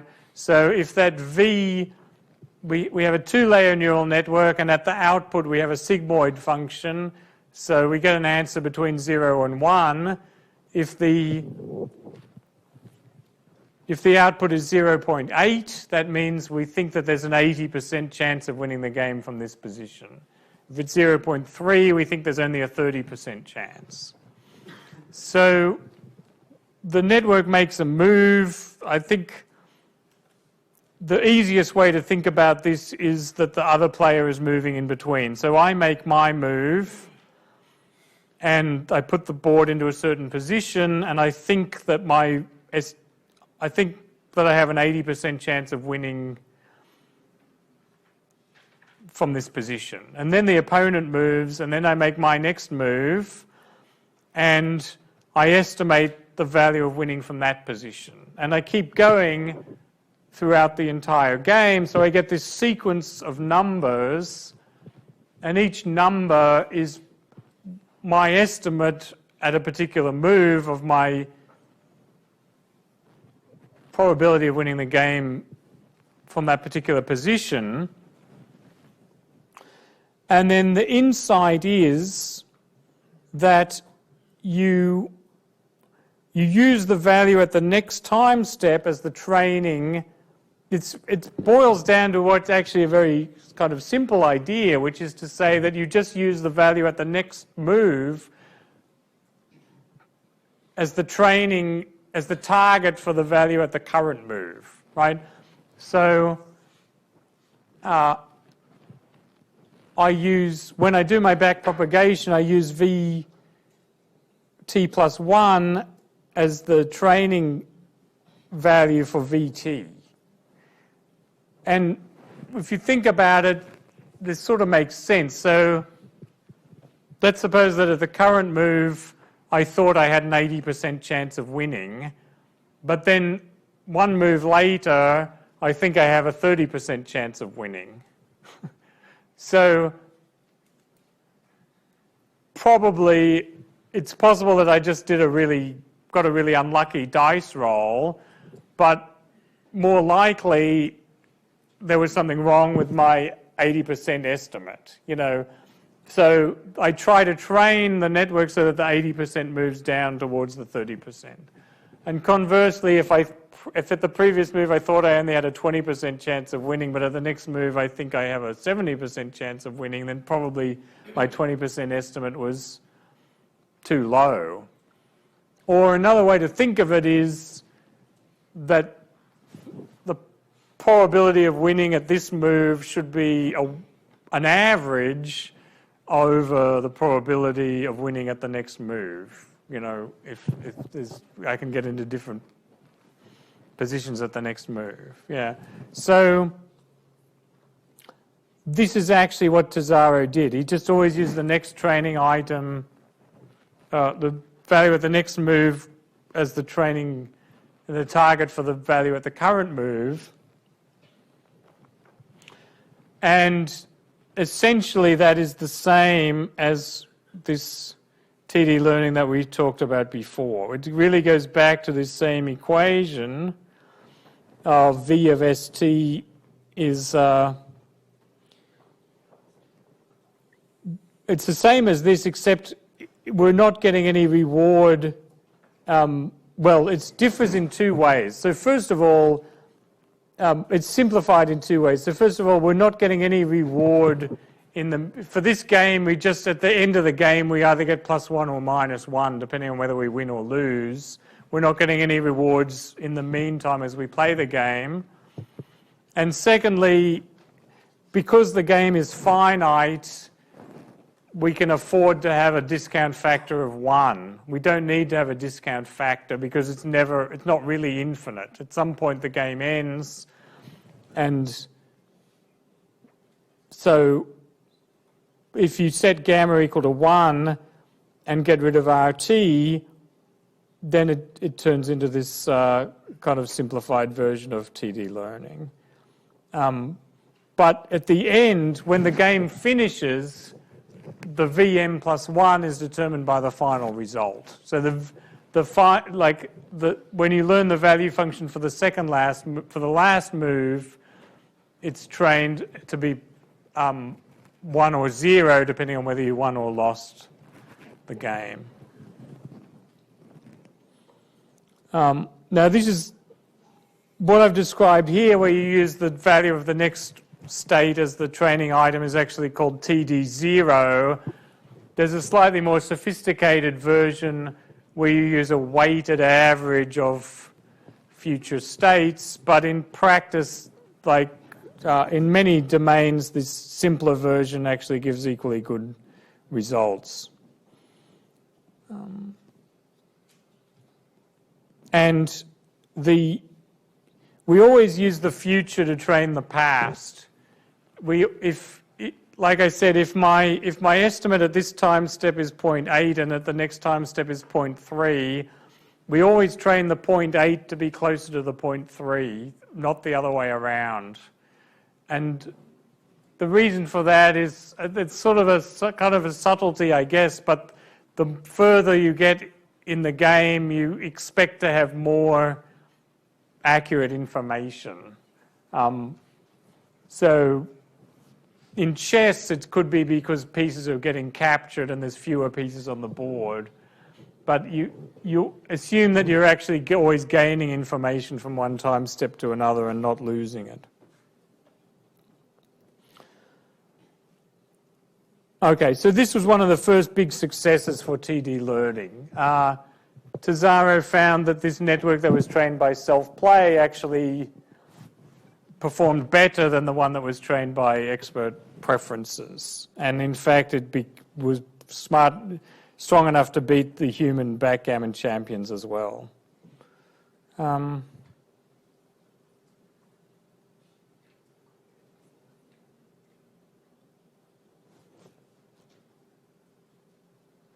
Okay, any questions about this? Yeah.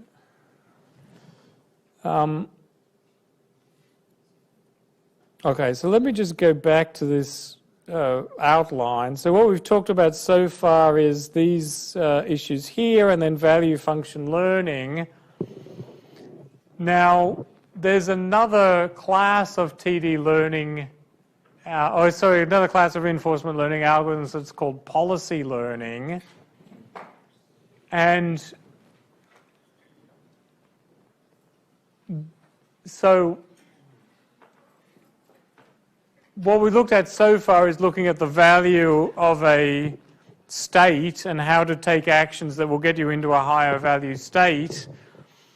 But the alternative approach is where we just try to not look at the states, but just look at the policy directly and try to optimize the policy. And I think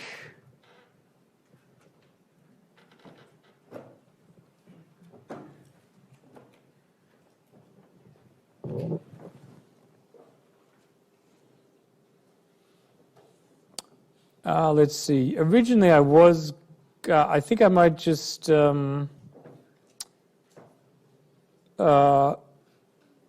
shuffle this around a bit. I think I'll talk about the evolution next week. We've got a bit of time. So this is week 7, right? So we've got week 7, 8, and 9 really to talk about reinforcement learning and deep reinforcement learning. So I'll just talk a little bit about policy gradients, and then we'll leave everything else. We'll leave the evolution to next week because we don't want to sort of talk about too many different issues in one day, I think.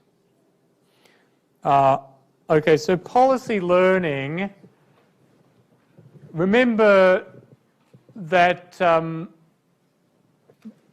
this is where we just try to learn the policy directly. So remember, the policy is a map from states to actions. And normally we parameterize that by certain parameters theta. So we may have a neural network that, and the theta may be the parameters of the neural network. Now it's best to think about this in relation to the game of Pong. You know, this ancient video game from the 70s where you just like have a paddle moving up and down and a little funny ball bouncing back and forth. So this is what I'm going to describe to you is an algorithm that successfully learned how to play this game of Pong, and it takes as its input simply the image of the screen. Okay, so it uses a convolutional neural network similar to the ones that we use for image classification, but this network is going to produce an output that tells you whether to move the paddle up or down, basically two different actions. So theta, we use theta here to represent the weights in this neural network. And there could be quite some thousands of weights. Now,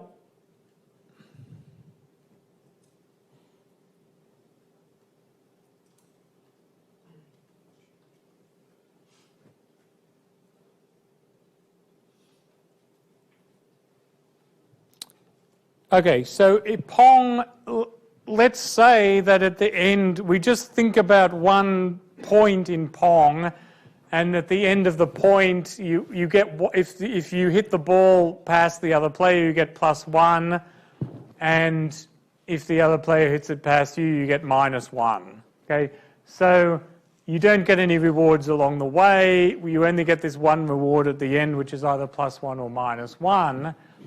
And you have a particular policy, and the policy is choosing between multiple actions. So with Pong, it's sort of, there might only be 2 possible actions, but for other games, there might be more actions. There might be 18 different actions. And your policy determines a probability distribution over the actions based on softmax. And so what happens is you play a game and you choose, at every time step you choose actions, and then at the end you get +1 or -1. And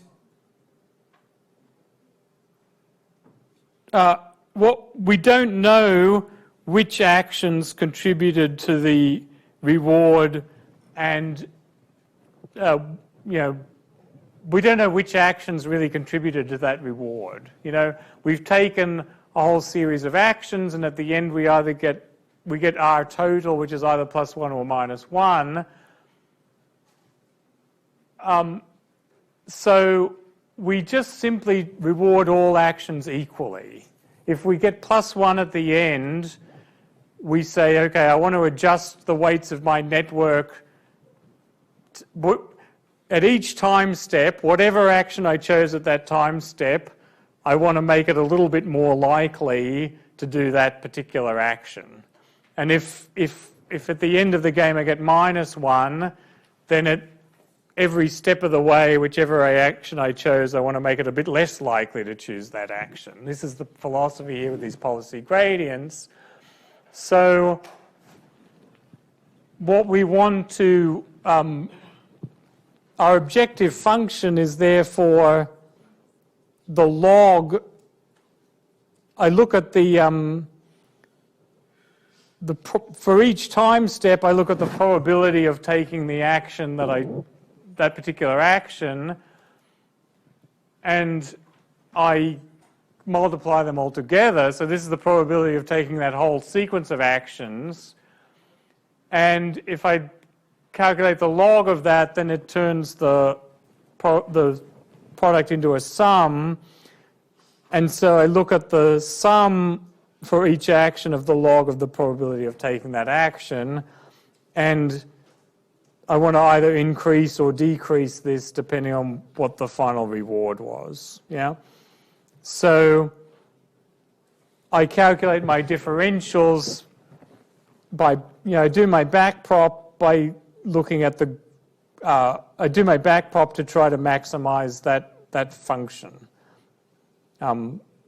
This log of the probability multiplied by the total reward.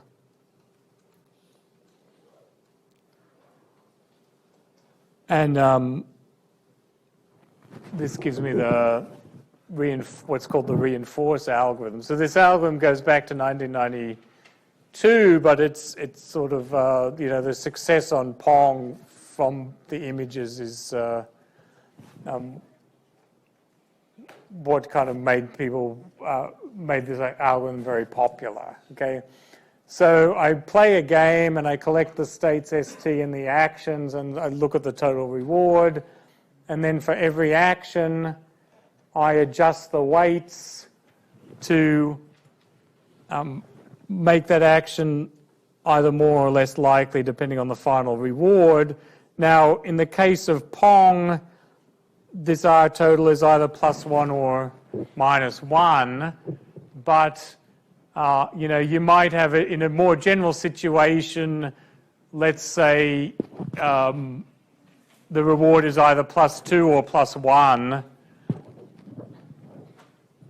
You would always be, the convergence happens a bit faster if we kind of subtract off the average. So we always, instead of having all the adjustments be positive, it's better to sort of balance them to be positive and negative. So we subtract off the average reward, and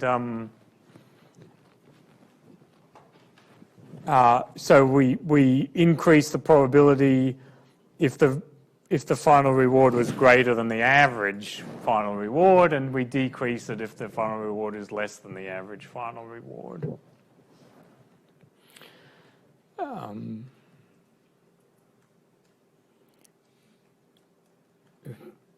Maybe we can just see some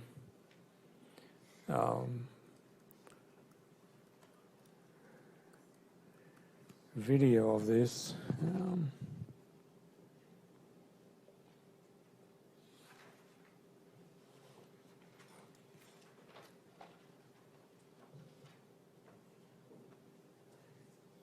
Yeah, so this is this is the version of Pong that's on OpenAI Gym. It's just I've taken from the original version. So I think so the green player is the one that's trying to learn. So in the beginning, it's kind of getting thrashed 20-1.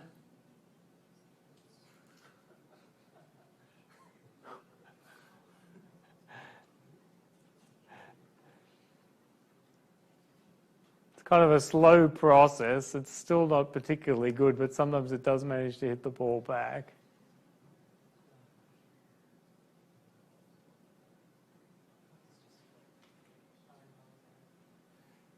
But remember, the only thing that the network is being given the image, basically, so it has to sort of somehow figure out that the little white dot moving around is the important thing. I guess Pong is kind of suitable for this in a way because there isn't much extraneous information. There aren't other objects. There aren't many other objects in the image apart from the score at the top. And now you can see it's beating the other player.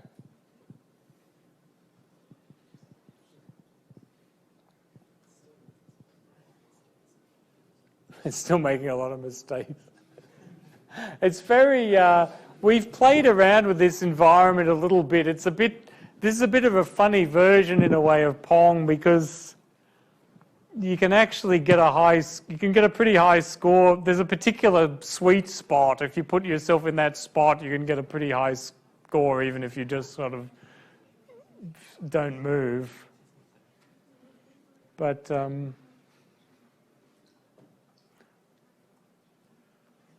how's it doing? It's only slightly beating the other player, yeah.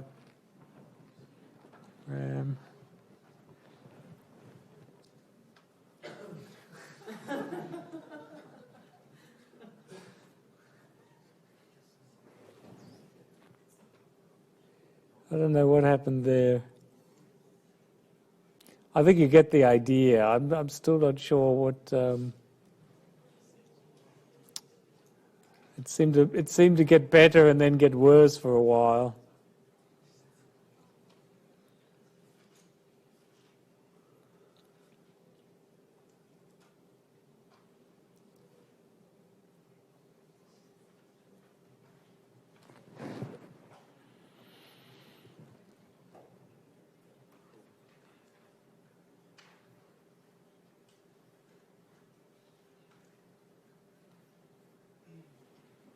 All right, I think you get the idea.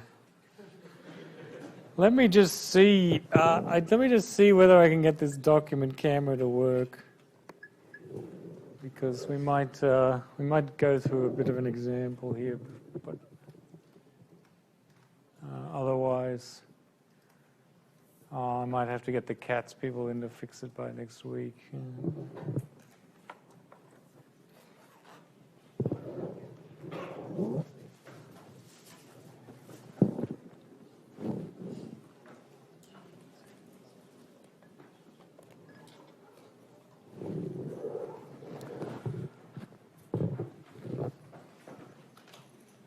All right, what do you think? Maybe we just have an early mark today, and yeah, we continue the discussion next week.